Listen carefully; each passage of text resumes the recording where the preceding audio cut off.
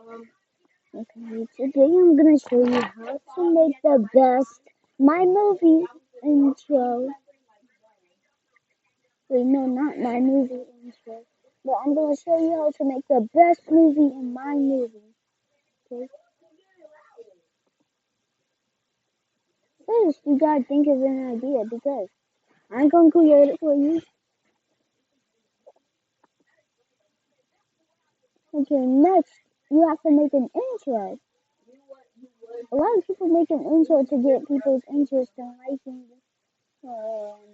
the movie.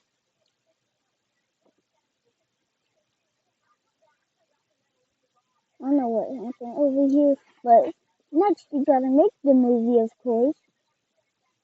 Oh, there it goes. Third, make the movie. Last, make an outro. Some people make an outro for some reason. I don't know why. And that's how you make a My Movie inside My Movie. I said movie a lot.